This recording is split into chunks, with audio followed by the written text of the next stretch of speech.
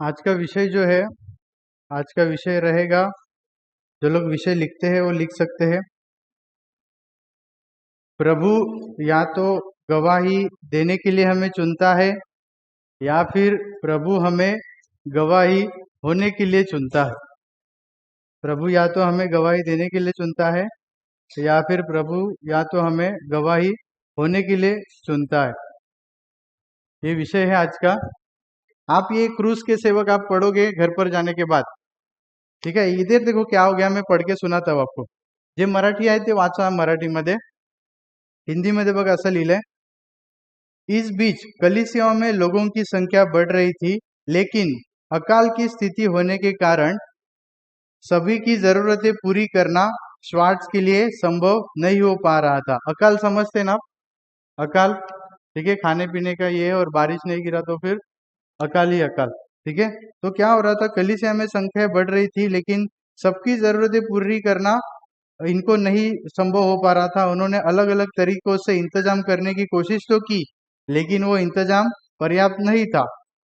मग दुष्काळ पडला, तर त्याच्यामुळे सगळ्यांच्याच गरजा पूर्ण करणं त्यांना जमलं नाही. अभी देखो क्या हो गया. प्रतिदिन सभी के लिए इंतजाम करना उनकी शक्ति से बाहर होते जा रहा था, जिसके कारण अंततः कुछ लोगों की मृत्यु हो गई. कौन लोग थे ये? कौन लोग थे ये? विश्वासी लोग थे. क्या हो गया, तो वो श्वार्ट जो है वो जरूरतें उनकी पूर्ण करने के लिए खाने पीने की देख रहे थे, देखभाल कर रहे थे, लेकिन अकेला एक आदमी कितने को संभाल पाएगा ना. तो क्या हो गया, सारों की जरूरतें पूरी नहीं कर पाए और कुछ लोगों की मृत्यु हो गई. किस वजह से? पाप की वजह से? विश्वास कम पड़ गया उसकी वजह से? किस वजह से मृत्यु हो गई?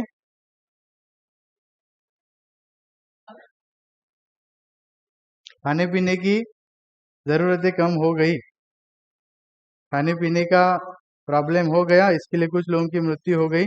उधर एक उन्होंने लाइन कहा था जो मैंने इसमें नहीं लिखा है. उन्होंने कहा था कि मुझे यह अचंभ हुआ यह देखकर कि प्रभु ने उन लोगों को मुझसे अलग करना चाहा ताकि मैं दूसरों की जरूरतें पूर्ण करूं. अभी कितने लोग को इसका अर्थ समझ में आ गया? ले लो. समझ गया? ठीक है, जिनको समझाओ अच्छी बात है. ठीक है, अभी देखो मैंने ये जो बताया है, क्यों बताया, क्योंकि यही हमारे विषय से जुड़ा हुआ है. आज के हमारे विषय से यही जुड़ा हो गया, जुड़ा है. तो फिर आ, आज आता इकडे बघा. मग आता हे मी का दाखवलं, तर हे आपल्या आजच्या विषयाशी जोडलेलं आहे. म्हणजे तिकडे विश्वासी लोक होते, पण खायला मिळालं नाही आणि त्यांच्यातले काही लोक मरण पावले. मग विश्वासाची कमी होते म्हणून का? तर नाही. किंवा त्यांच्याकडून काही पाप घडलं होतं म्हणून ते मरण पावले का? तर नाही. तर त्यांना जेवण कमी पडलं तिकडे सगळ्यांची व्यवस्था, आणि त्यामुळे ते मरण पावले. अभी आज गवाही किसे माना जाता है? आज गवाही किसे माना जाता है? गवाही किसे माना जाता है? मैं बीमार था, ठीक हो गया, कर्जा था या कोई समस्या थी, प्रभु ने छुटकारा दिया, यह सही है. बघा, मग आज साक्ष कशाला मानली जाते? आपला जो विषय आहे आजचा तो तोच आहे की देव काही जणांना साक्ष देण्यासाठी निवडतो आणि काही जणांना साक्ष होण्यासाठी निवडतो. ठीक आहे, आता विषय तुम्हाला थोडा डोक्यावरून जाईल, पण तुम्हाला स्पष्टीकरणातून विषयाचा अर्थ समजेल.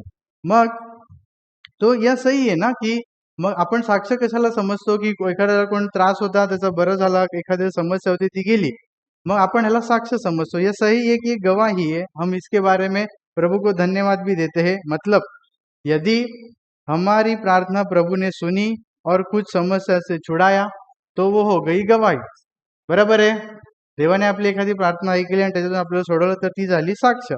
पण देवाने जर आपली प्रार्थना ऐकली नाही, म्हणजे यदि परमेश्वर ने हमारी प्रार्थना नहीं सुनी, यानी समझो एक पति पत्नी है, वो विश्वासी है, एकदम भक्कम विश्वासी है, पति जो सही है लेकिन पत्नी बीमार हो गई, बीमार है, ठीक नहीं हो रही है, ये दोनों प्रार्थनाएं कर रहे, ठीक नहीं हो रही है, और वो बीमार अवस्था में ही मर गई. ठीक है, तो बीमार अवस्था में ही मर गई, प्रार्थना परमेश्वर ने नहीं सुनी और विश्वास में बने रहकर पत्नी वो मर गई, तो ये गवाही हो गई क्या? ठीक है, अभी ये इसको हम जाएंगे आगे. मग काय झालं, मग समजा एक पती पत्नी आहे, आणि दोघे पण विश्वासू आहेत, भक्कम विश्वासू. आणि पत्नी जी आहे ती काही दिवसांनी आजारी पडली, आजारी राहिली राहिली राहिली आणि मेली. मेली मग ही साक्ष झाली का? सोचिएगा इसके ऊपर, ठीक है। विश्वास कम पड़ गया रहेगा, इसके लिए गुजर गई, या फिर कुछ पाप होंगे उसके लिए, प्रभु ने इसलिए मदद नहीं की ना। यही पहला विचार आता है हमारे मन में।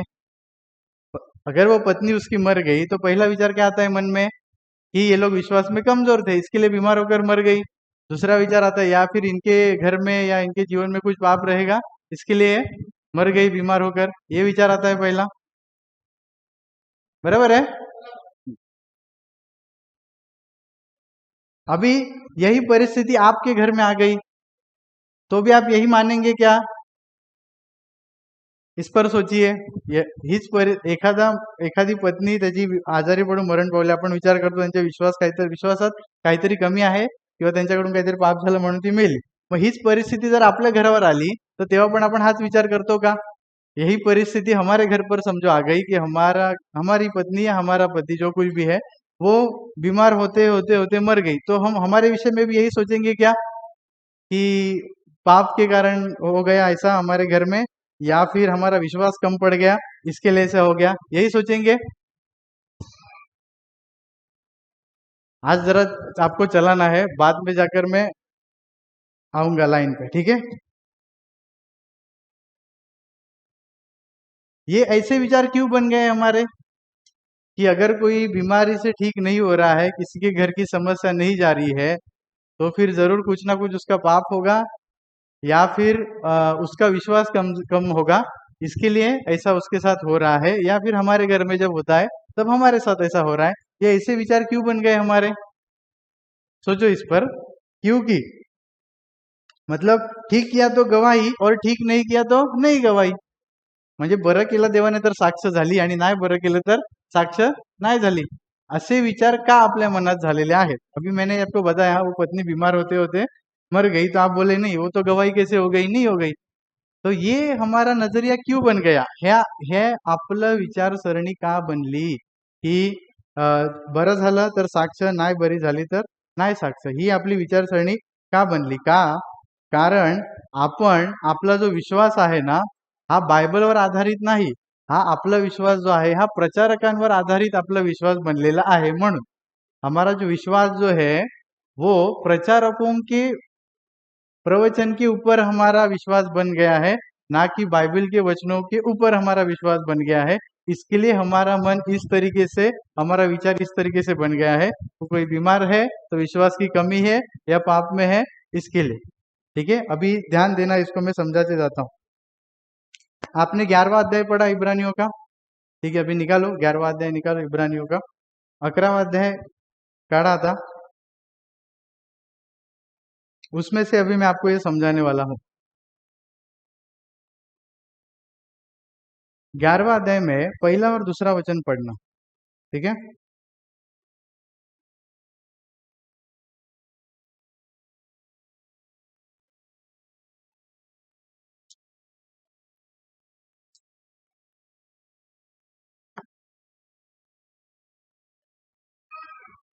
ध्यान से पढ़ना, आपने पढ़ा होगा पूरा अध्याय, फिर भी एक बार पहिला और दुसरा वचन, पहिला आणि दुसरं वचन 11व्या अध्यायचं थोडं व्यवस्थित वाचा।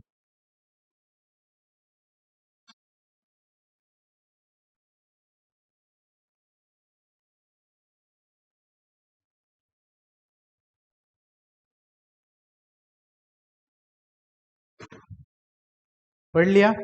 ये आपने बहुत बार पढ़ा है, खाली लेकिन पहला वाला वचन पढ़ते हैं। प्रॉब्लम क्या है, खाली पहला वाला वचन पढ़ा जाता है और वही सिखाया जाता है, दूसरा वचन कौन सिखाएगा? ठीक है। अभी देखो, विश्वास आशा की हुई वस्तुओं का निश्चय और अनदेखी वस्तुओं का प्रमाण है, ये वाला है पहिला वचन, ठीक है।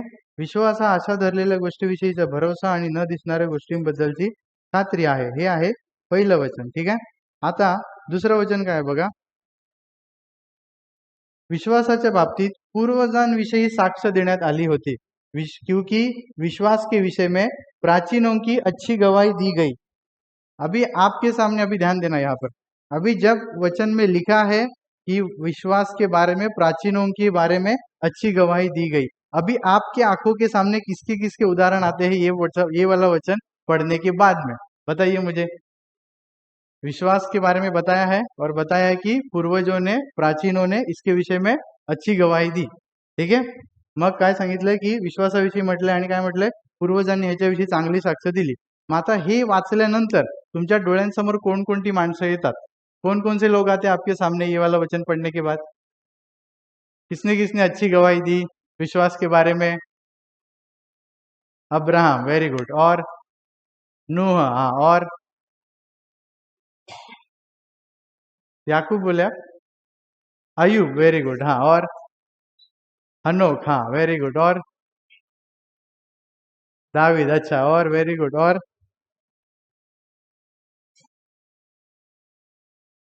अब्राहम बोला उन्होंने. और हाँ, अच्छा, राहाब वो अध्याय में है, बराबर. और किसके उदाहरण आते हैं? सारा और इसहाक, हाँ. नहीं, अभी उसमें जो है वो मुझे मालूम है. आपको कौन से याद आते हैं? ये दो चार पहले याद आ जाते हैं, बराबर. अब्राहम का, नूह का, ये दो चार पहले आपको याद आ जाते हैं, बराबर है कि नहीं? तो इसको ही, हाँ, बराबर. मूसा का याद आता है आपको. आता इसमें ये वाले अध्याय में बहुत सारे आपने पढ़ा, लेकिन सामान्य तौर पर कौन से आते हैं आपको समझ में आ गया. मग कोणती कोणती आपल्या समोर येतात? मेन अब्राहम वगैरे, नोहा, मोशे वगैरे, दानियल भी आता होगा आप लोग के सामने. ठीक है. तो अभी ध्यान देना यहाँ पर. आता इकडे बघा. मग क्योंकि इनके नाम या फिर इनकी गवाही दिखाती है कि विश्वास रखा और परमेश्वर से उन्होंने विश्वास के द्वारा हासिल किया, कुछ ना कुछ हासिल किया, बराबर. इसके लिए हमारे सामने तुरंत जब विश्वास के बारे में सोचते हैं तब उनका नाम आता है कि उन्होंने विश्वास रखा और परमेश्वर से उन्होंने हासिल किया. मग आपलं तीच नावं का लक्षात येतात? तर आपण काय विचार करतो की त्यांनी विश्वास ठेवला आणि देवाकडून काही ना काहीतरी त्यांनी मिळवलं. तो प्रचारक भी यही गवाही आपके सामने रखते हैं. प्रचारक, समझ रहे हो? मैं प्रचारक हूँ, ठीक है. तो प्रचारक भी यही गवाहियां आपके सामने रखते हैं. अभी फिर वहां से प्रचारक बोलते हैं तो आपको कुछ समझता होगा कि नहीं, क्या मालूम फिर? प्रचारक समझते हैं ना, जो बाइबल पकड़ के जो भी इधर प्रचार करे, वहां पे प्रचार करे, बाहर पूरी दुनिया में कोई भी जो बाइबल पकड़ के जो प्रचार करता है उसको प्रचारक कहा जाता है. ठीक है, ध्यान देना. मग अभी प्रचारक भी यही गवाही रखते हैं, तो जिसके कारण आपका भी नजरिया यही होता है, सगळ्यांनी इकडे बघण्याची कृपा करा. ठीक है. तो आपका भी नजरिया यही हो जाता है कि विश्वास के द्वारा कुछ प्राप्त हुआ तो गवाही, और नहीं हुआ तो फिर ठीक है, गवाही नहीं, ठीक है, बराबर. विश्वास के द्वारा कुछ प्राप्त हुआ तो गवाही, और नहीं पास हुआ तो ठीक है, प्रभु है, ठीक है, सब अच्छी बड़ी बात है. और इसके लिए मैंने कहा कि आपकी जो मसीहत है या फिर आपका जो विश्वास है ना, वो बाइबल के ऊपर आधारित नहीं है, प्रचारकों के ऊपर आधारित है. म्हणून मी काय म्हटलं की तुम्ही जे विश्वास ठेवत आहात, हा तुमचा विश्वास बायबलवर आधारित नाही आहे, हा फक्त प्रचारकांच्या प्रवचनांवर आधारित है. मैं अभी इसको प्रूव करूंगा, ध्यान देना. आप सब इसको अभी मानेंगे. अब मैं आपको बाइबल की मसीहत समझाता हूँ. मैंने बताया, मतलब बाइबल में जो विश्वास है वो मैं आपको अभी समझाता हूँ. मैंने क्या बताया आपको? आप बाइबल के विश्वास के ऊपर विश्वास नहीं रख रहे, आपने प्रचारकों के बातों पर विश्वास रखा है. मैं अभी आपको साबित करूंगा. ठीक है. तो बाइबल में जो विश्वास की बात की गई है वो क्या है? 11वें अध्याय में केवल अब्राहम, नूह, मूसा इनके उदाहरण नहीं है, तो कुछ ऐसे भी उदाहरण है जिनके नाम लिखे नहीं गए हैं, बराबर. अभी ये मेरे को कैसे मालूम? 33वां वचन पढ़ो, 33 से लेकर 35 का खाली पहिला भाग. मग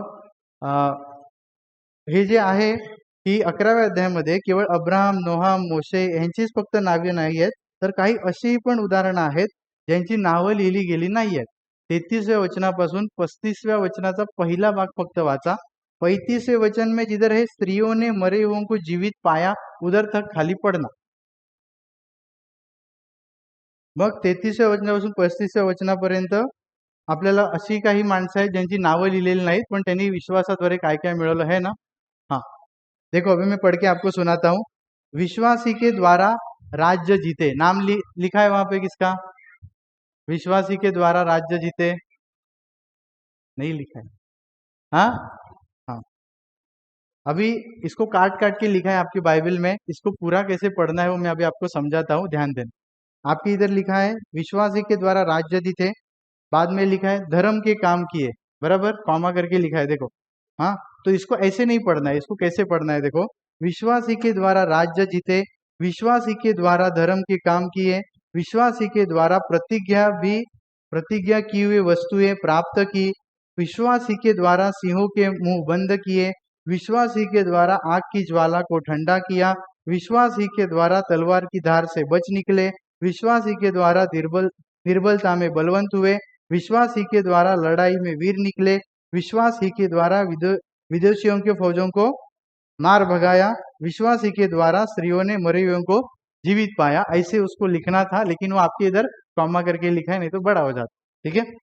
अभी देखो, मग आता इकडे कसं वाचायचं हे मराठीमध्ये समजलं का, की प्रत्येक कॉमाच्या आधी हे म्हटलंय विश्वासाच्या द्वारे राज्य जिंकली, विश्वासाच्या द्वारे नीतिमत्व आचरले, विश्वासाच्या द्वारे अभिवचने मिळवली, विश्वासाच्या द्वारे सिंहाची तोंडे बंद केली, अशा प्रकारे शेवटपर्यंत वाचायचं। विश्वासाच्या द्वारे स्त्रियांना त्यांची मृत माणसे पुनरुत्थान झालेली मिळाले।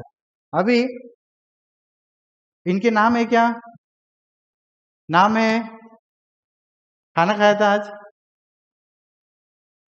खाए थे, नहीं तो जाते हुए वापस खाना, ठीक है। इनके नाम है क्या, इनके नाम है क्या, हाँ, ठीक है।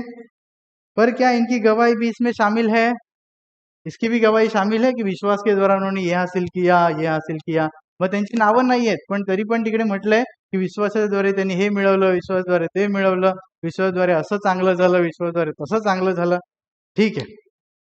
अभी ऐसी गवाहियां सुनना हम पसंद करते हैं, ऐसी गवाहियां सुनना पसंद करते हैं, बराबर है। हाँ। अच्छा बोलो ब्रदर कुछ। परमेश्वर ने बचाया, परमेश्वर ने छुड़ाया, और लगभग सारी प्रार्थना सभाओं में ऐसी गवाहियां रहती है, बराबर है। लेकिन इसके बाद के वचनों में बताई हुई गवाहियों का क्या, इसके बाद के वचनों में बताई हुई गवाहियों का क्या, 35वां वचन से अभी कंटिन्यू करो। मग ह्याच्यानंतर ज्या साक्षी दिल्यात, ह्याच्यानंतर जी दाखवलंय त्यांचं काय, मग आपल्याला फक्त चांगलं चांगलं ऐकायला आवडतं, मग त्याच्यानंतर पण काहीतरी दिलंय ना, त्या साक्षींचं काय। यह गवाहियां, ठीक है, अभी ध्यान देना, यहाँ पे आगे मैं आपको पढ़ने के लिए समय दूंगा, ध्यान देना। यह गवाहियां जो अब तक हमने 33 से लेकर 35 तक पढ़ी, बराबर है। हाँ, ये वचन, ये कहाँ से शुरू हो गई गवाहियां मालूम है, वचन 4 से, चौथे वचन से ये गवाहियां शुरू हुई है, ठीक है। चौथे वचन से गवाही शुरू हुई है, जहां पर हाबिल का नाम है, देखो देखो, चौथे वचन में, 11वें अध्याय में चौथे वचन में देखो, हाबिल का नाम है। वहां से शुरू होगी गवाहियों की लिस्ट, हाबिल, अब्राहम, नूह, ये सब चालू हो गया, चालू हो गया, चालू हो गया, किधर तक आकर खत्म हुआ, 35 के पहले वाले भाग तक स्त्रियों ने अपने मरे हुओं को जीवित हुआ पाया, उधर तक वो सूची खत्म हो गई। उसके बाद एक दुसरी सूची तयार हो गई। मग चौथ्या वचनात जिकडे तुम्हाला हाबेल वाचायला मिळेल, तिकडून विश्वासाची यादी सुरू झालाय, मिळालं का बघा, चौथ्या वचनात हाबेल लिहिलंय, मिळालं ना, हा, तिकडून ती सुरू झाली, विश्वासाने हे मिळवलं, विश्वासाने ते मिळवलं, विश्वासाने हे केलं, ते केलं, ते केलं, ते केलं, ते 35व्या वचनाच्या पहिल्या भागापर्यंत, की स्त्रियांना त्यांची मृत माणसे जिवंत झाली मिळाली, तिथपर्यंत यादी आहे, विश्वासाद्वारे मिळालं, मिळालं, मिळालं, मिळालं, मिळालं, मिळालं, मिळालं। आता 35व्या वचन नंतर तिकडून बघा, 35 पासून तुम्हाला आता 39 पर्यंत, आता इकडे बघा, पहिला 35 के बाद पैराग्राफ बदला है क्या, 35 के बाद पैराग्राफ बदला है, अध्याय बदला, कंटिन्यू है, कंटिन्यू पक्का आपके बाइबल में भी है, मेरे इसमें है, इसके लिए पूछ रहा हूँ। हाँ, 35व्या वचनानंतर पॅरेग्राफ बदलला नाही, अध्याय पण बदललेला नाही, याचा अर्थ आपण 4 ते 35 पर्यंत जे वाचलं तेच ह्याच्याशी पण खाली पण संबंधित आहे, 36 ते 40 शी। मतलब 4 से 35 तक जो भी हमने पढ़ा, वो नीचे जो 36 से लेकर 40 तक उससे जुड़ा हुआ है। अगर नहीं रहता तो उधर अध्याय कटता या फिर पैराग्राफ कटता, नहीं कटा मतलब जुड़ा हुआ है, बराबर, हाँ, बस ठीक है। अभी ध्यान देना, तो ना पैराग्राफ बदला, ना अध्याय बदला, तो हमारा नजरिया क्यों बदल गया फिर कि ये जो अच्छी अच्छी अच्छी अच्छी वो गवाहियां, लेकिन बाद में जो जो है, अभी पढ़ो क्या लिखा है।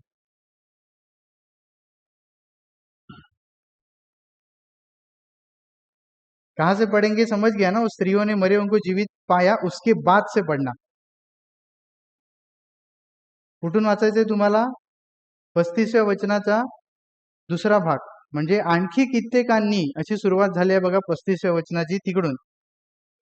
कितने तो मार खाते खाते मर गए, वहां से शुरू करना। कितने तो मार खाते खाते मर गए और छुटकारा न चाहा, इसलिए कि उत्तम पुनरुत्थान के भागी हो। कई एक ठट्टों में उड़ाए जाने और कोड़े खाने वरन बांधे जाने और कैद में पड़ने के द्वारा परखे गए, पथराव किए गए, आरे से चीरे गए, उनकी परीक्षा की गई, तलवार से मारे गए, कंगाली में क्लेश में दुख भोगते हुए, भेड़ों और बकरियों की खालें ओढ़ते हुए इधर उधर से मारे मारे फिरे, और जंगलों और पहाड़ों और गुफाओं में और उन पृथ्वी की दरारों में भटकते फिरे।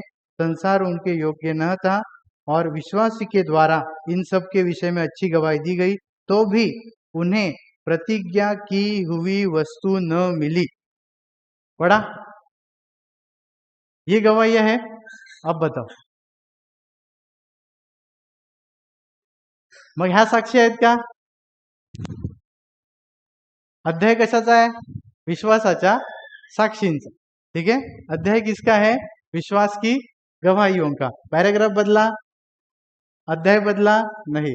तो जिस विश्वास से उन्होंने ये पाया ये पाया ये पाया ये पाया, उसी विश्वास के कारण ये इधर तलवार से चीरे जा रहे, मारे जा रहे, पकड़े जा रहे, बंधुआ बनकर जा रहे हैं। बराबर? बराबर है ना? अभी ध्यान देना। तो नजरिया कैसे बदल गया फिर? इसको गवाही मानते थे क्या आप? इसको गवाही मानते थे क्या? विश्वास के कारण मारा जा रहा है, विश्वास के कारण बंधुआ बना जा रहा है, विश्वास के कारण चीरा जा रहा है, विश्वास के कारण दर दर भटकते घूम रहा है, कंगाल हो गया। इसको गवाही मानते थे क्या आप? बोलो बोलो, इधर ध्यान दो। हाँ, विश्वासाच्यामुळे असं झालं तसं झालं, हे शिक्षा ती शिक्षा, ह्याला आपण साक्ष मानतच नव्हतो ना, पण ह्याच्यात आहे ना साक्ष ही पण, है ना इसमें? अभी ध्यान देना। अभी अगर कोई कहेगा कि मैं नहीं, मेरा नजरिया सही था, मैं इसको भी गवाही मानता ही था, कि मतलब वो कंगाल हो गए, मारे गए, चीरे गए, और या फिर उनमें दर दर भटकने की नौबत आ गई, फिर भी मैं उसको गवाही मानता था। ऐसा कोई आप में अगर है, तो मैं आपको एक सवाल पूछना चाहता हूं, जिसके द्वारा आपको समझेगा कि आप है या नहीं है। जब आपको कोई व्यक्ति एक समस्या आपकी बताता, उनकी समस्या बताता है कि ब्रदर क्या हो गया, मेरा 10 महीना से ऐसा ऐसा कुछ तकलीफ है, या फिर ब्रदर 2 महीना से ऐसा ऐसा आप, मेरा ऐसे ऐसे तकलीफ चल रहा है, आप उसको ऐसा बोलते हैं क्या? कोई बात नहीं, हमारा प्रभु जल्दी सब ठीक करेगा, ऐसा बोलते हैं क्या आप? अगर आप ऐसा बोलने वाले लोगों में से हो, तो आप ये सोचते हो कि सब ठीक होना ही गवाही है। इसके लिए मैंने आपको बताया, अगर आप ऐसे सोच बोलोगे नहीं नहीं मैं तो मानता हूँ कि ये भी गवाही है, कोई अगर कंगाल हो गया तो भी गवाही है, ऐसा मानते थे क्या कोई अब तक? हाँ, तो कोई अगर मानता रहेगा, तो मेरे लिए ये सवाल था कि अगर कोई समस्या या तकलीफ में है, तो आप उसको ऐसा कहते थे क्या कि कोई बात नहीं, प्रभु हमारा जल्दी ठीक करेगा? ऐसा अगर आप बोल रहे थे, मतलब समझ गए? सही था या गलत था? हाँ, व्हेरी गुड, जाग रहे आप लोग। मग जर आपण आपण मानतो की ह्या सुद्धा साक्षी आहेत, पण आपली जर विचारसरणी अशी आहे की समजा आपल्याला कोण एखादा भेटतं की त्रासात आहे तो, किंवा तो सांगेल माझ्या जीवनात अशी अशी समस्या आहे, मग आपण त्याला काय सांगतो, काय नाही, देव व्यवस्थित करेल थोड्या दिवसांनी, असं जर आपण सांगणाऱ्यांपैकी आहोत, तर मग आपले विश्वासाची दृष्टिकोन वेगळा आहे। म्हणजे चांगलं करेल तर तो देव आहे, ठीक आहे, चांगलं होईल तर ती साक्ष झाली, नाही तर नाही। अभी देखना, तो ये विचार किसने डाल दिया? ये विचार किसने डाल दिया कि, हाँ, ये विचार किसने डाल दिया कि अच्छा होना तो ही गवाही है, और अगर किसी के साथ बुरा हो रहा है तो यानी गवाही नहीं है? ये विचार किसने डाल दिया? हाँ, तो आप किसकी किसकी मसीहत पे चल रहे थे? बाइबल की मसीहत पर चल रहे थे क्या? नहीं, बाइबल तो जिस अध्याय में विश्वास की अच्छी साक्षी है, उसी अध्याय में विश्वास की वो वाली भी साक्षी है। तो बाइबल एक सही मसीहत की, एक सही विश्वास की बात करती है, लेकिन हमने तो प्रचारकों पे चलने वाला विश्वास ले लिया और इसके लिए हमारा नजरिया बदल गया। अच्छा हो रहा है तो गवाही है, नहीं हो रहा है तो ठीक है। 33 से लेकर 35 में छुटकारे की गवाही है। 33 से लेकर 35 तक छुटकारे की गवाही है। और 35 का जो आगे वाला भाग है, वहां से लेकर 39 तक धीरज रखने की गवाहियां है। वो लोगों के ऊपर इतना सब बीता, क्या क्या बीता उन पर, देखो, बहुत ना तकलीफ में थे वो सब। तो इतना सब बीतने में भी वो बने रहे, उसको क्या कहते हैं? धीरज रखने की उनकी गवाही थी। ठीक है। मग जे 33 ते 35 मध्ये आहे ते तिकडे आहे संकटातून मुक्ती मिळण्याची किंवा वाईटातून सुटण्याची साक्ष, आणि इकडे आहे धीर धरण्याची साक्ष। जे 35च्या नंतरच्या भागापासून 39 पर्यंत आहे, त्या सगळ्यांनी कोणती साक्ष दिली? कोणती साक्ष दिली? धीर धरण्याची साक्ष दिली। आणि जे 4 पासून तुम्ही 35 पर्यंत वाचलं, त्यांनी कोणती 4 पासून बरोबर 35 पर्यंत जे वाटलं त्यांनी कोणती साक्ष दिली? सुटकेची साक्ष दिली। तो 4 से लेकर 35 तक या फिर 33 से 35 पकड़ो, उन्होंने कौन सी गवाही दी? छुटकारे की गवाही दी। और 35 से लेकर आगे जिन्होंने गवाही दी, वो कौन सी गवाही थी? धीरज रखने की गवाही थी। ठीक है, अभी ध्यान देना, आगे हम जाते। 33 से लेकर 35 में कितनी गवाहियां मालूम है? गिनना है किसी को? गिनो चलो। 33 से लेकर 35 तक जो छुटकारे की गवाहियां हैं, वो कितनी है? गिनो फटाफट।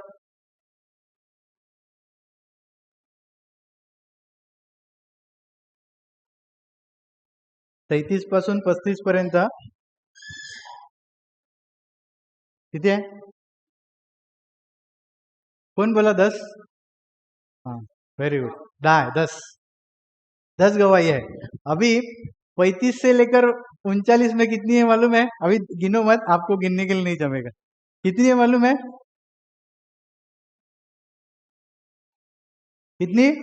20, डायरेक्ट डबल, डायरेक्ट डबल। लेकिन हमारा ध्यान किधर जाता है? हमारा ध्यान किधर जाता है? अच्छी बात है ना?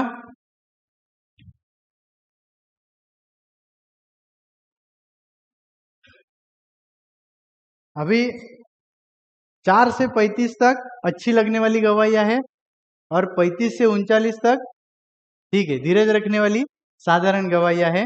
दोनों को मिलाने के बाद 39 में प्रभु ने क्या लिखा है देखो। दोनों को मिलाने के बाद 39 में क्या लिखा है देखो। मग दोन्ही साक्षी मिळाल्यानंतर 4 ते 33 पासून 35 आणि 35 पासून 39, त्या दोन्ही साक्ष मिळाल्यानंतर देवाने 39व्या वचनात काय म्हटलंय बघा। खाली शुरुआत का भाग आपको पढ़ना है। क्या लिखा है?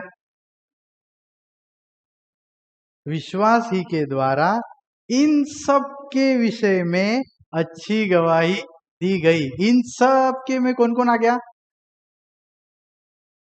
वो 10 भी आ गई और 20 भी आ गए। इन सब के बारे में कौन क्या गवाही दी?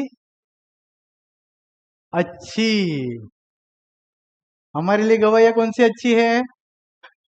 10 वाली। प्रभु 10 और 20 मिलाकर कहता है इन सब के बारे में अच्छी गवाही दी गई। मग आपण 10 जे आहेत चांगलं चांगलं चांगलं, त्याला आपण चांगली साक्ष समजतो। मग इकडे देव काय म्हणतोय? ह्या सर्वांबाबत त्यांच्या विश्वासाविषयी चांगली साक्ष दिली गेली। म्हणजे त्या 10 चांगल्या वाटतात त्या नाही, तर नंतरच्या ज्या 20 आहेत त्या पण चांगली साक्ष दिली गेली। सगळ्यांना मिळून देव इकडे म्हणतोय चांगली साक्ष दिली गेली। परमेश्वर ने दोनों भी प्रकार की गवाही को क्या उपमा दी? अच्छी। जोर से बोलो, क्या उपमा दी? अच्छी, चांगली। पर देवाने दोन्ही मिळून साक्षीना म्हटलं चांगली। अभी देखिए हम अपना नजरिया जांचे। ठीक है, हम अपना नजरिया जांचे। ये क्यों जांचना जरूरी है मालूम है? ये क्यों जांचना जरूरी है? अब तक हमारा नजरिया अगर ऐसा है कि कुछ हो रहा है अच्छा, कुछ तकलीफ है 10 महीना से तो ठीक हो गया तो अच्छा, लेकिन अगर 10 महीना कोई अगर तकलीफ झेल रहे हैं तो वो क्या अच्छा नहीं है? अभी सोचिए इस पर। हमारा नजरिया जो गलत है वो सही होना चाहिए। तो अभी ध्यान देना। हम्म वचन 2 में आओ अभी। वचन 2 में आओ। वचन 2 जो शुरुआत में हुआ था, वचन 2 मध्ये या।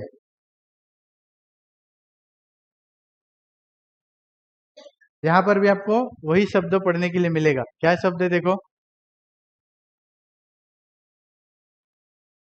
ठीक है, विश्वासी के प्राचीनों की अच्छी गवाही दी गई। तो दूसरे में उसने शुरुआत किया कि प्राचीनों की अच्छी गवाही, और फिर किधर लाकर खत्म किया?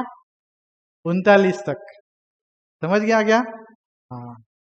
हमारा अध्याय किधर खत्म हो जाता है मालूम है? 35 तक ही खत्म हो जाता है। या जिधर अब्राहम, नूह, मूसा खत्म, उधर ही कहानी खत्म हो जाती है। मग एक दुसऱ्या वचनापासून त्याने सांगायला सुरुवात केली आणि 39 आणून तिकडे संपवलं. तो यही हमारा विषय है। प्रभु या तो हमें गवाही देने के लिए चुनता है या फिर गवाही होने के लिए चुनता है। 4 से 35 तक क्या हुआ? गवाही दी या गवाही बने? गवाही दी। और 35 से लेकर 39 तक क्या हो गया? वो गवाह हुए। वो गवाह हुए। ये वाला पॉइंट कितने लोग समझा? हाथ ऊपर करो जरा। हा, ठीक आहे. मग 4 ते 35 पर्यंत काय झालं? तर त्यांनी साक्ष दिली, आणि 35 पासून 39 पर्यंत काय झालं? तर ते साक्ष झाले. हेच आपला आजचा विषय है। यानी परमेश्वर, अभी ध्यान देना यहाँ पर। हम्म अभी एक बाद में खाली एक वचन लेना है, बाद में कोई नहीं, अभी खाली यहाँ पर ध्यान दो। परमेश्वर कभी एक व्यक्ति को आग से बाहर निकालकर खुद की गवाही देता है, या फिर आग में जलते हुए भी वेदनाएं सहने की शक्ति देकर और भी बड़ी गवाही देता है। कितने लोगों को समझा ये बात? वापस एक बार बोलता हूं। यहाँ पर एक समझो व्यक्ति है, तो परमेश्वर एक व्यक्ति को आग से बाहर निकालकर इसके विषय में गवाही देता है कि देखो परमेश्वर ने इसको कैसे आग से बाहर निकाला। या फिर एक व्यक्ति को आग में ही रखकर उसको सहने की शक्ति देकर उसके द्वारा गवाही देता है कि देखो इसने कैसे मेरे लिए सहा। तो दोनों भी गवाही है परमेश्वर के लिए। कुछ समझे? अभी आगे देखो।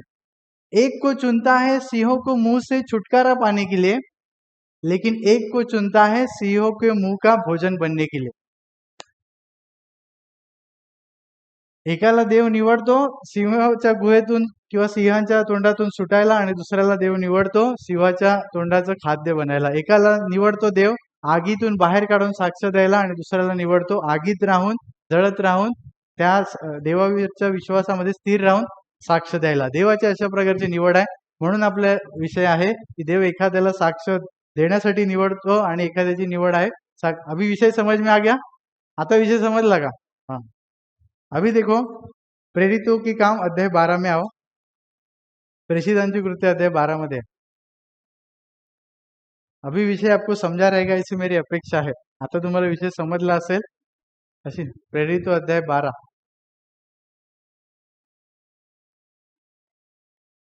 ठीक है, आप जो लिख रहे हैं वो लिखना, शायद मुझे समय नहीं मिलेगा, मैं भी थोड़ा फास्ट करता हूँ. ठीक है, प्रेरितो अध्याय 12 में आपको दूसरे वचन में देखो ऐसे पढ़ने के लिए मिलेगा, याकूब को क्या हो गया? तलवार से मारा गया. याकूब कौन था? यूहन्ना का भाई था, उसमें ही लिखा है ना. यूहन्ना का भाई. तो मेरी तरफ देख रहे, अरे कौन था? याकूब कौन था? यूहन्ना का भाई था. अभी यूहन्ना कौन था? यीशु का चेला था. ठीक है, तो जैसे यीशु का चेला यूहन्ना था, तो याकूब भी यीशु का चेला था. अभी उसके बाद चौथे वचन में देखो कौन है. चौथे वचन में कौन है देखो. और एक चेले का नाम है तीसरे और चौथे वचन में. पतरस. हाँ, वेरी गुड. तीसरे और चौथे वचन में और एक का नाम है पतरस. अभी इधर ध्यान दो.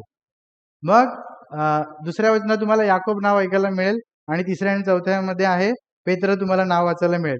याकूबाला तलवारीने मारला, कोणी मारला? हेरोदस। किसने मारा? हेरोदस ने। और पतरस को भी क्या किया? पकड़ा, पतरस को भी मारा, पतरस को जेल में डाला। लेकिन क्या हो गया आगे? उसने मारने के लिए ही बंदोबस्त किया था उसका। क्या हो गया? लेकिन उसको परमेश्वर ने क्या किया? छुड़ाया। किसके द्वारा छुड़ाया? क्या? स्वर्गदूत के द्वारा, स्वर्गदूत के द्वारा छुड़ाया। ठीक आहे। मग काय झालं? याकूब मारला गेला, पण पेत्र जो आहे त्याला स्वर्गदूतांनी नंतर सोडवलं। दोनों विश्वासी थे, दोनों विश्वासी थे, दोनों प्रेरित थे, दोघे पण विश्वासी होते, दोघे पण प्रेषित होते यीशुच्या 12 शिष्यांपैकी। फर्क कैसे अलग हो गया फिर? ये मर गया उस दिन और ये उस दिन पकड़ा गया लेकिन बाहर निकाला गया। ये फर्क कैसे हुआ? यही विषय है हमारा। एक को एक को गवाह देने के लिए चुनता है और एक को गवाह होने के लिए चुनता है। ठीक है।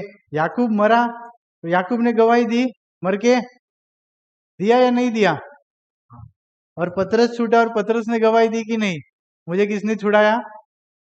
अभी ऐसे बाइबल में ढेर सारे उदाहरण है, लेकिन ये इसी अध्याय में है, इसके लिए मैंने आपके सामने रखा ताकि आपको और यहाँ वहाँ दौड़ना ना पड़े। तो बाइबल जब बात करती है तब दोनों प्रकार की बात करती है, ये हमको आज समझना है। जिसको लोग नेगेटिव कहते हैं, अरे नहीं बुरा हो गया उसके साथ तो वो कैसे गवाही, वो नेगेटिव हो गया ना। बाइबल कुछ छुपाती नहीं है, बाइबल सब सामने रखती है, खाली आज के प्रचारकों ने छुपाना शुरू कर दिया है। तो आपने बंदूक वाली गवाही सुनी है? बंदूक वाली गवाही कि ऐसे लोग थे तो ये लोग ने सब प्रार्थना किया तो बंदूक में जो गोलियां थी वो गोली चली ही नहीं, तो सब लोग अरे वाह इनका परमेश्वर कितना महान है, तो सब लोगों को छोड़ दिया और ये लोग भी मसीह बन गए। ऐसा कभी गवाही सुना है? कितने लोग ने सुना है? हाथ ऊपर करो। सुना है ना? हाँ, अरे सुना है यार, बहुत है गवाही, मुझे मालूम है ना। अभी मैं इसमें ही रहता हूँ ना तो मुझे मालूम पड़ता है। ठीक है।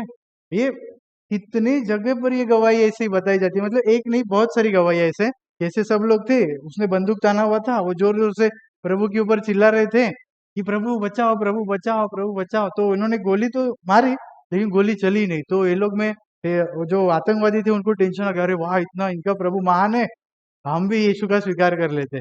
अभी ये वाली गवाही तो सब बताते हैं, लेकिन मेरे पास भी कुछ गवाहियां है कि वो मर गए कुछ लोग, गोली भी चली, सर भी फूटा और वो मर भी गए। ये गवाही कितने लोग आपके सामने रखते हैं? आपने कभी टीवी में या मोबाइल में देखा रहेगा, अभी अगर एक तरबूज रहता है ना, या फिर कलिंगड़ क्या बोलते हैं उसको, देखो जब उसको मारते हैं ना बंदूक से तब कैसे फूटता है, देखा है? वैसे ही एक इंसान का सर फूटता है, मैंने देखा है आंखों से। टीवी में दिखते हैं हाँ इधर लग गया, होल हो गया और सब ठीक है, ऐसे ही पहले पिक्चर में दिखा देते ना, ऐसे नहीं होता है। जैसे वो तरबूज फूटता है वैसे इंसान का सर भी फूटता है, डायरेक्ट धड़ाम। अगर आपको नहीं मालूम था तो मैंने देखा है, मेरे मेरे मुझे एक पुलिस ऑफिसर ने दिखाया था ये, जब एक आतंकवादी ने एक जन को मार दिया था।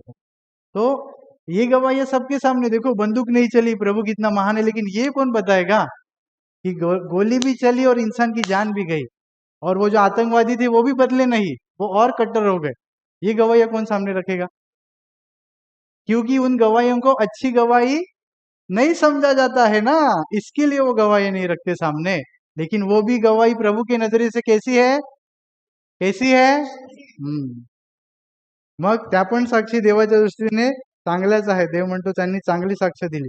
अभी ये सारी गवाहियां सामने रखने के बाद वचन 4 से लेकर वचन 39 तक, ठीक है, अभी उसने एक पूरा अध्याय 11वां अध्याय उसने वचन 1 से लेकर वचन 40 तक समझाया विश्वास की गवाही क्या होती है, बराबर। अभी 12वां अध्याय का पहिला वचन पढ़ो। मग त्याने संपूर्ण 11वां अध्याय शिकवला की विश्वासाची चांगली साक्ष काय असते, विश्वासाच्या चांगल्या साक्षी म्हणजे काय, विश्वासाच्या चांगल्या साक्षी सगळे त्याने शिकवल्या। आणि 12व्या अध्यायामध्ये त्याने सुरुवात केली बघा, 12व्या अध्यायामध्ये पहिल्या वचनाची सुरुवात केली बघा। 12व्या अध्यायामध्ये पहिल्या वचनाची सुरुवात केली. आपको एक शब्द मिलेगा जो मेरा बहुत प्यारा शब्द है.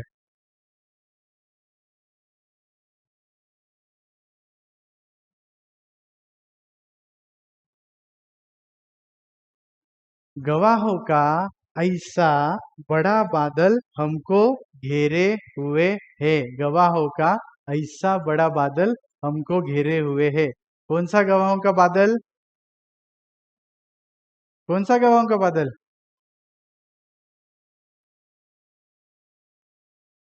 11वें अध्याय में जो भी गवाह उसने सामने रखी वो क्या थे?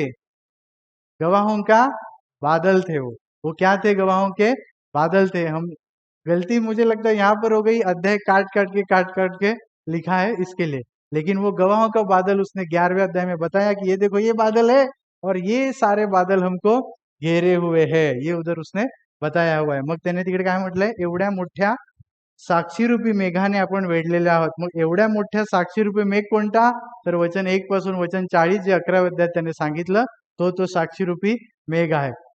कितने लोगों को ये बात पहले मालूम थी? मालूम थी? नहीं मालूम?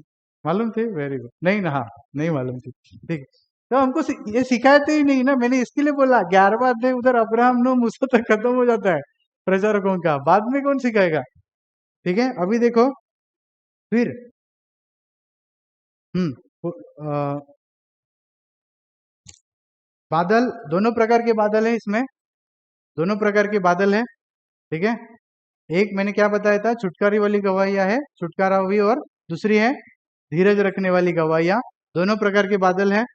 मग एक आहे संकटातून मुक्ती मिळण्याच्या साक्षी आणि दुसऱ्या आहेत धीर धरल्याच्या साक्षी. मग दोन्ही प्रकारचे ढग आहे तिकडे. दोनों प्रकार के बादल है. ठीक है. आसमान में कितने प्रकार के बादल रहते हैं? पक्का? बारिश कौन से बादलों से गिरती है? अभी कौन से है? हुए ना. तो अभी काले किधर और गए हैं घूमने के लिए. ठीक है. जिधर बारिश हो रही है ना उधर. लेकिन तो आसमान में कितने प्रकार के बादल रहते हैं? आकाशामध्ये किती प्रकारचे ढग दिसतात तुम्हाला? 2. कलर कोणता असतो? काळा आणि पांढरा. सफेद और काला. बराबर. पानी वाले और बिना पानी वाले. जैसे नारियल वाला पानी वाला, बिना पानी वाला. ठीक है. बादल पानी वाले, बिना पानी वाले. अभी बताइए ज्यादा दोनों उपयुक्त है. सफेद बादल भी उपयुक्त है और काला बादल भी उपयुक्त है. ज्यादा उपयुक्त कौन सा है? ज्यादा फायदेमंद कौन सा है? जोर से बोलो. कौन सा? काला वाला. पक्का?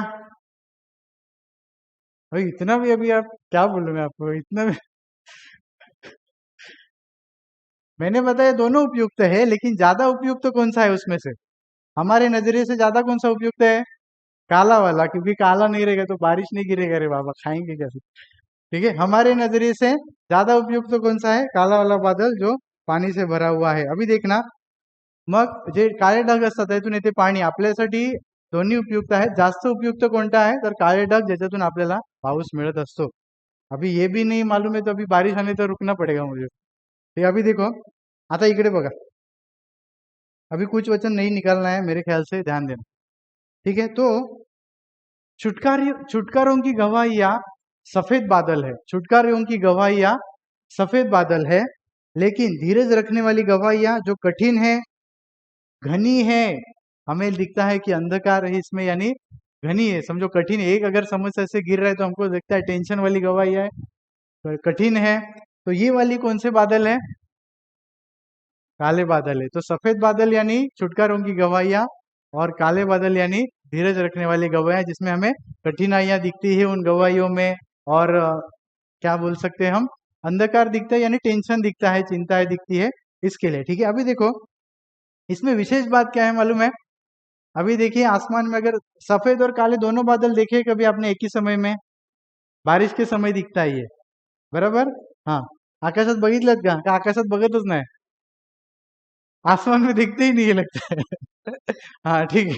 तो आप बारिश के समय में आप देखे रहेंगे काले बादल और सफेद बादल भी आपको दिखाई देगा ऐसे ऐसे ये पास होते हैं. लेकिन अगर विमान से जाएंगे ना उसी समय में, तो विमान से कौन सा कलर दिखता है दोनों बादलों का मालूम है? सफेद ही दिखता है, सफेद ही दिखता आहे. मग जर विमानातून गेले ना, तर जरी ते काळे सफेद आपल्याला खालून दिसत आहेत, तरी विमानातून दोन्ही, अभी मैं गया नहीं हूँ कभी, लेकिन मैं थोड़ा स्टडी किया इसके लिए. तो आप बोले हाँ ब्रदर तो प्लेन में घूमे, वाह. ऐसा नहीं है. ठीक है, तो देखो अभी हम्म तो इसके लिए प्रभु ने दोनों प्रकार की, प्रभु का भी नजरिया ऊपर का है ना, तो इसके लिए दोनों प्रकार की गवैया प्रभु के नजरिए से कैसी है? हाँ, कैसी है? अच्छी है. तो हमारा भी नजरिया अगर प्रभु के समान होगा, तो हमारे लिए भी दोनों भी गवाहियां, मतलब हम बीमार होके ठीक हो गए तो भी अच्छी है, और है बीमार है ठीक नहीं हो रहे फिर भी क्या है? नहीं ब्रदर ऐसा कैसा बोलते हो, आपको थोड़ी मालूम कैसे दुखता है. मैं आपको प्रभु का नजरिया सिखा रहा हूँ, बाकी आपको जो नजरिया लेना है आप ले सकते हैं. ठीक है, अभी मैं इसको क्यों मैं ये विषय लिया वो समझाता हूँ. ठीक आहे, मग आपल्याला देवाचा दृष्टिकोन बघणं गरजेचं आहे. देवाच्या दृष्टीने जसं दोन्ही साक्षी चांगल्या आहेत, तसं आपल्या दृष्टीने पण दोन्ही साक्षी चांगल्या असायला पाहिजेत. ठीक है, अभी देखो, लेकिन क्या ये दोनों हमको सेम लगती है? सोचिए इसका. ठीक है, ये दोनों भी प्रकार की गवाहियां हमको अच्छी लगती है? इस पर सोचिए. अभी खुद से सवाल पूछिएगा. अभी वचन नहीं है, खाली मेरे तरफ ध्यान देना, कृपा करके मेरे तरफ ध्यान देना. अभी खुद से सवाल पूछिएगा.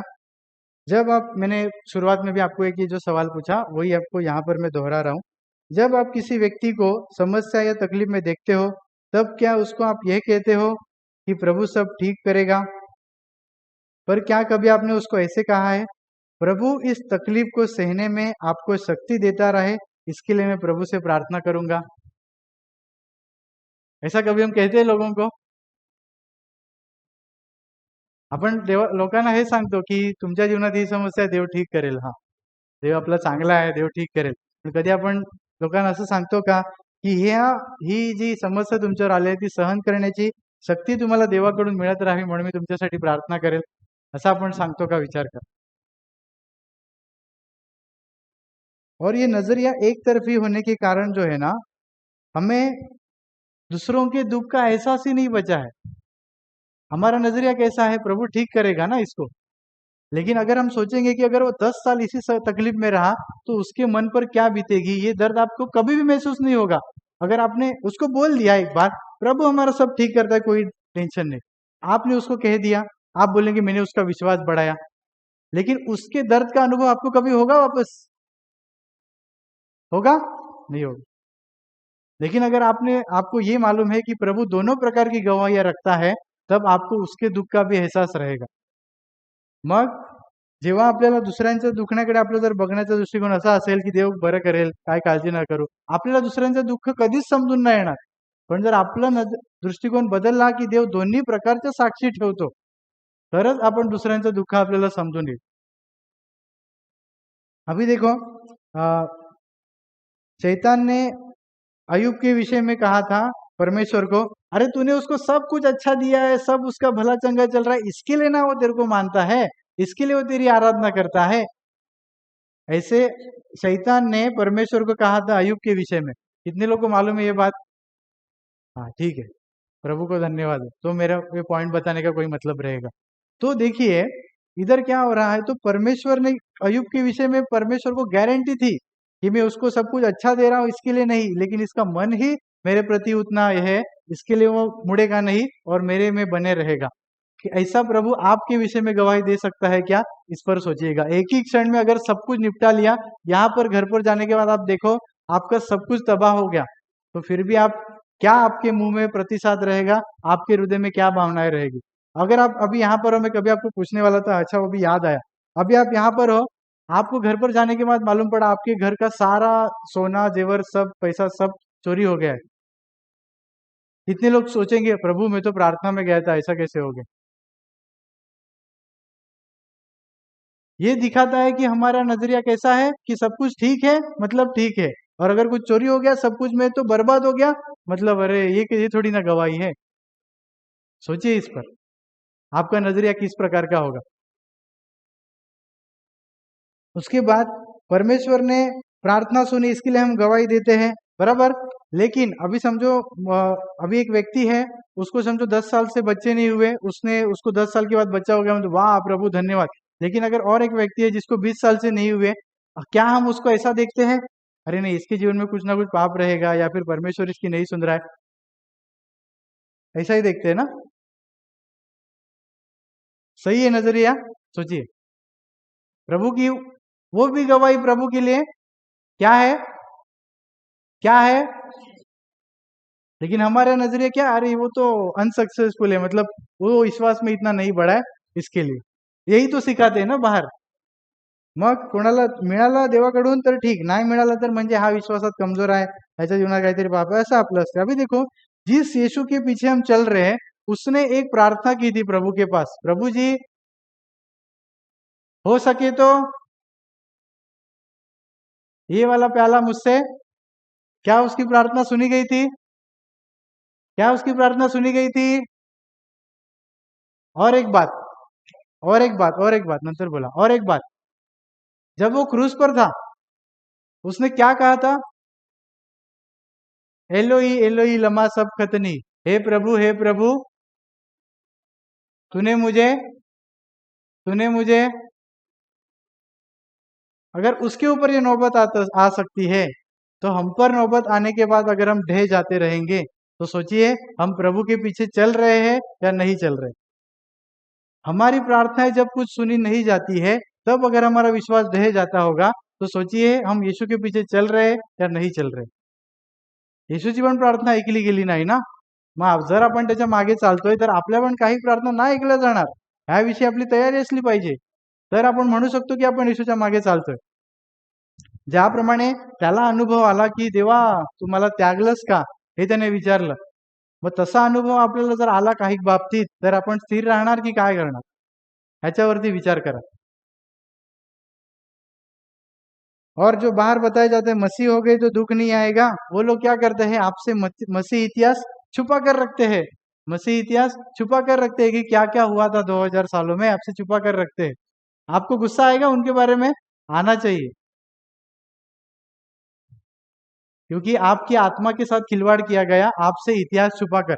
या तो उनको इतिहास मालूम नहीं है तो कोई बात नहीं, और अगर मालूम है फिर भी अगर आपको नेगेटिव गवाहियां बताई नहीं, यानी विश्वास रखा था लेकिन फिर भी नुकसान हो गया, विश्वास रखा था लेकिन फिर भी ये समस्या आ गई, विश्वास रखा था फिर भी मर गए, ऐसी गवाही अगर आपके सामने कोई प्रचारक नहीं रख रहा है, तो आप सोचिए फिर। मैं आपको एक गवाही बताता हूँ, मैं नहीं बताने वाला था लेकिन मुझे अभी बताना है एक, मैं उसका नाम नहीं बताऊंगा। यीशु मसीह उठा लिए जाने के बाद करीब करीब 150 साल के बाद की ये घटना है, ठीक है, 150 साल के बाद की ये घटना है। एक स्त्री को पकड़ा गया, एक स्त्री को पकड़ा गया, लेकिन वो बुजुर्ग नहीं थी, मतलब समझो 30 के करीब थी, 30 के करीब थी, उस स्त्री को पकड़ा गया। राजा ने बोला तुझे मसीह को छोड़ना पड़ेगा, तेरे कारण इधर सब मेरे देवताओं को पूजना छोड़ रहे हैं, तुझे छोड़ना पड़ेगा मसीह को, नहीं तो मैं मेरे जितने भी सैनिक हैं उनके द्वारा मैं तेरे ऊपर अत्याचार करवाऊंगा, ऐसे उसने कहा। किसने कहा? राजा ने। उस स्त्री ने कहा कि प्रभु के लिए मैं कुछ भी सहने के लिए तैयार हूं। तो प्रभु ने लेकिन वो सजा नहीं उसके लिए होने दिया, प्रभु उसके राजा का मन बदला। राजा ने उसको क्या सजा दी मालूम है? नीचे डांबर जो रहता है ना, डांबर मालूम है, डांबर कभी गर्म डांबर के पास जाओ, वो गर्म डांबर को आग में डालकर उबाला उबाला उबाला उबाला, और उसको इस तरीके से रखा गया कि उसको इस तरीके से बांधा गया था, तो धीरे उस ऐसे ऐसे ऐसे करके उसको नीचे डालना था। पहले उसके क्या गए रहेंगे, पैर के तलवों को उसको वो गर्मी थी, और उसमें वो डांबर में उसके पैर जल रहे थे और आग में उसके पैर जल रहे थे, और थोड़ा नीचे, और उसके बाद थोड़ा नीचे, और थोड़ा उसके बाद थोड़ा नीचे, तो इस तरीके से उसको मृत्यु दी गई। लेकिन वो इतनी सी भी नहीं चिल्लाई, सोचो। लेकिन ये जब राजा ने देखा, तब राजा का मन बदल गया। अभी ताली नहीं बजाना कोई, ये ऐसी गवाही अगर आपके सामने नहीं रखेंगे तो आप तो प्रभु सब भला चंगा करने वाला यही बताओगे। उसने चिल्लाना चाहिए था, प्रभु जी बचाओ। मेरे प्रभु ने बोला आग से बचाने वाला प्रभु है मेरा, तूफानों से बचाने वाला प्रभु है। प्रभु इस डांबर को ठंडा कर दो ना। प्रभु कर सकता है ना ऐसा, तो क्यों नहीं पुकारा उसने? गवाह, उसको मालूम था कि मैं गवाही भले ही नहीं दे पाऊंगी लेकिन मैं एक गवाह बनूंगी मृत्यु के द्वारा, ये उसको मालूम था। Hallelujah, hallelujah, hallelujah. तो सोचिए आज आप किसका चुनाव करेंगे। प्रभु ने अगर आपके आने वाली जिंदगी में आपको गवाह देने के लिए नहीं बल्कि गवाह बनने के लिए अगर चुना रहेगा, तो आप बने रह पाएंगे प्रभु में या नहीं बने रह पाएंगे, इसके ऊपर विचार करिए। प्रभु ने अगर आज आपको बोल दिया आज से मैं तेरी एक भी विनती या एक भी प्रार्थना नहीं सुनूंगा, क्या आप प्रभु में बने रह पाएंगे या नहीं बने रह पाएंगे, इसके ऊपर आप सोचिएगा। देवाने जर आज तुम्हाला सांगितलं आजपासून तुमची मी एक पण विनंती आणि एक पण प्रार्थना ऐकणार नाही, तुम्ही बघा कसे तुम्ही टिकून राहतायत की नाही ते। मग आपण टिकून राहू देवामध्ये की नाही टिकून राहणार, ह्याविषयी स्वतःचं परीक्षण करा, स्वतःला प्रश्न विचारा। कारण हे जर आपण परीक्षण केलं नाही तर आपण एकाच मार्गाने चालतोय की चांगलं झालं म्हणजे साक्ष, नाही झालं म्हणजे नाही। जर मैंने जैसे बताया काले बादल, प्रभु अगर हमारे जीवन में काले बादल रखना चाहता है, मतलब वो हमें गवाह बनकर अगर जीने के लिए रखना चाहता है तो उसकी मर्जी है, और वो अगर हम पर चाहता है तो हमारी तैयारी है क्या। देखिए आज कुछ गवाह दे रहे हैं और कुछ ही केवल गवाह बन रहे हैं। ध्यान से सुनना, आज कुछ गवाह, बहुत सारे लोग गवाही दे रहे हैं लेकिन कुछ ही लोग गवाह बन रहे हैं। लेकिन आने वाले समय में पूरा उल्टा होगा, केवल आपके पास गवाह बनने के लिए ऑप्शन बचने वाला है।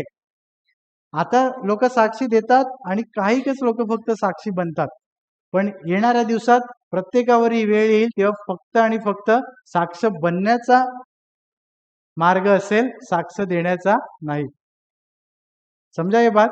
मैंने कोडवर्ड में ही बात किया क्योंकि इसको वापस समझाने जाऊंगा तो समय चला जाएगा। मग अभी कुछ लोग आप में से ऑलरेडी उस काले बादल में है, ठीक है, ऑलरेडी आप में से कुछ लोग काले बादल में है और आने वाले दिनों में आप में से बहुत सारे लोग भी उस काले बादलों में होकर जाओगे। तो तब आप स्थिर रह पाओगे या नहीं ये देखिए, और ये सब बातें ध्यान में रखकर हमारा नजरिया बदलने का जरूरी है। परमेश्वर के एक सेवक है, उनका नाम चार्ल्स स्पर्जन है। चार्ल्स स्पर्जन, उनको क्या कहा जाता है मालूम है? आप गूगल पे भी सर्च कर सकते हो, प्रिंस ऑफ प्रीचर्स। प्रीचर यानी प्रचारक, और प्रचारकों का राजा कहा जाता है उनको, प्रिंस ऑफ प्रीचर्स। गूगल में डालो खाली प्रिंस ऑफ प्रीचर्स, बस उनका नाम आएगा।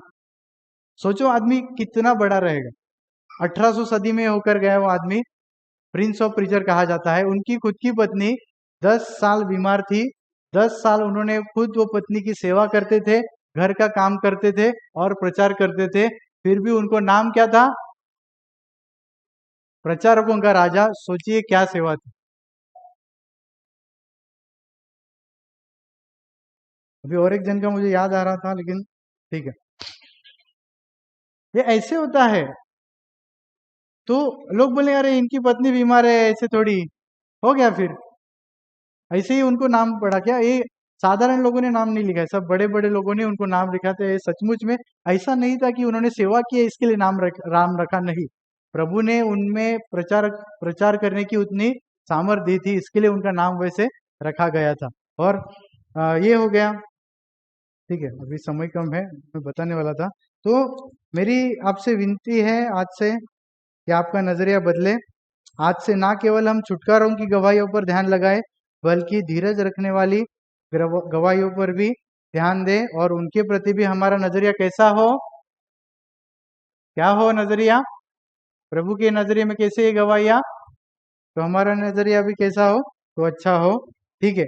और हर एक के लिए प्रभु ने अलग अलग तय किया है, जैसे मैंने बताया। लेकिन आने वाले समय में जब अंतिम समय शुरू होगा तब खाली एक ही बचेगा, गवाह बनने का, गवाह देने का नहीं। तभी मेरा सिर दुख रहा था, मेरा पैर दुख रहा था, ये सब नहीं बचेगा।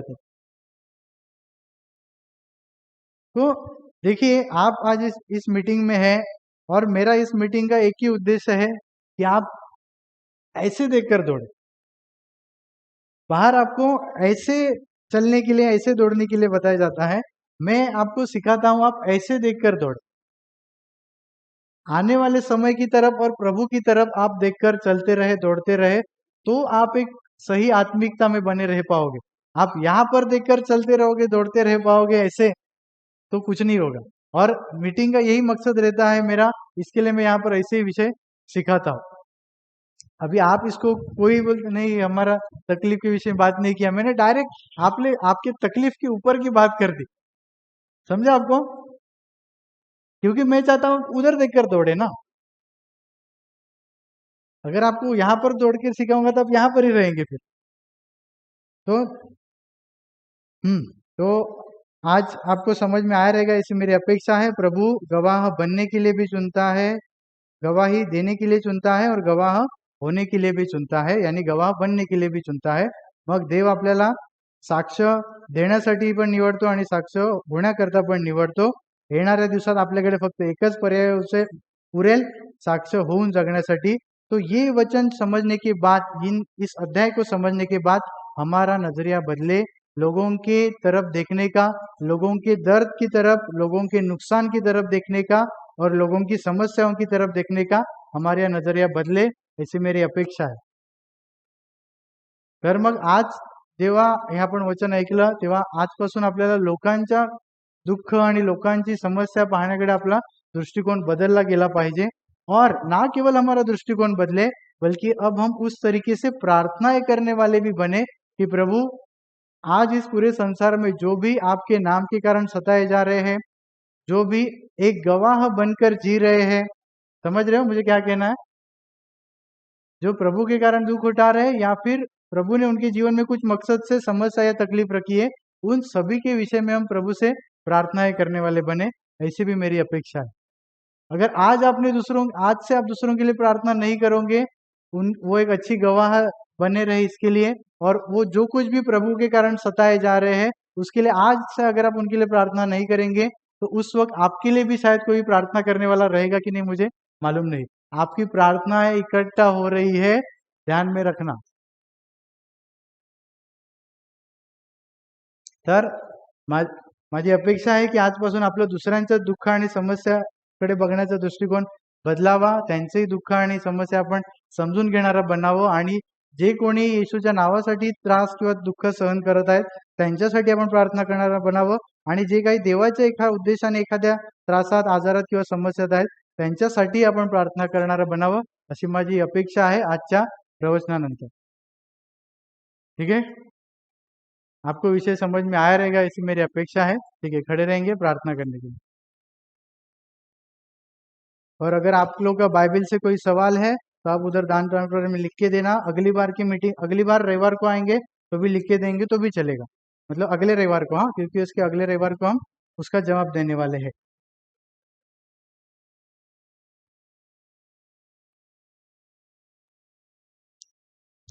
Hallelujah, hallelujah, hallelujah.